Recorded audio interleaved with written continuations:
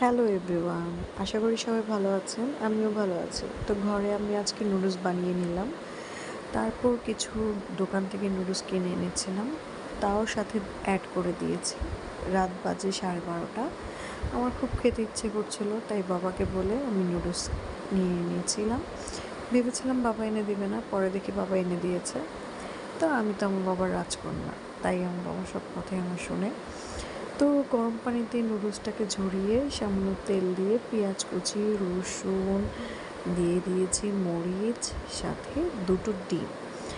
তারপর খুব ভালোভাবে নেড়ে চেড়ে খুব সুন্দর করে একটু বাদামি বাদামি কালার আসা পর্যন্ত নাড়তে হবে। দেন আমি দিয়ে দিব তার সাথে দুটো ডিম। তো দুটো ডিম আমি এই ফাঁকেই সাইডে ভেঙে রেখেছিলাম। তো এখন এই যে দেখছেন দিয়ে দিব। তো ডিমগুলো দেওয়ার পর আমি এর মধ্যে পরিমাণ মতো লবণ, তারপর লাল মরিচের গুঁড়ো, এটা আস্তে আস্তে আমি অ্যাড করে দিয়েছি। এই যে দেখুন। তো দিয়ে আমি এটাকে বেশ ভালো ভালো করে ভাজাভাজি করে সুন্দর করে ভেজে এটাকে একটু ব্রাউনিশ কালার করে নিয়েছি। তো প্রপারলি আমি লবণটা শেষে দিলাম। এখন বানানো যে নুডলসটা আমার আটা দিয়ে, সেটা আমি এটার সাথে অ্যাড করে দিয়েছি ফার্স্টে। দিয়ে আমি খুব সুন্দর করে এখানে নাড়াচাড়া করছি। তারপর আমি দোকানে থেকে কিনে আনার যেই নুডলসটা ছিল সেটাও এটার সাথে অ্যাড করে দিয়েছি।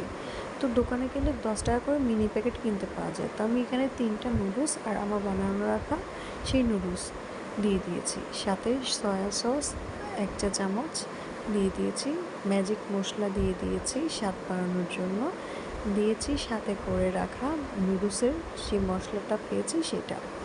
তো প্রপারলি 3টা নুডলস ছিল, আমি 3টা মশলা এর মধ্যে দিয়েছি। সাথে ডিম সিদ্ধ করে আমি ডেকোরেশনের জন্য উপরে ডিমটা দিয়েছি।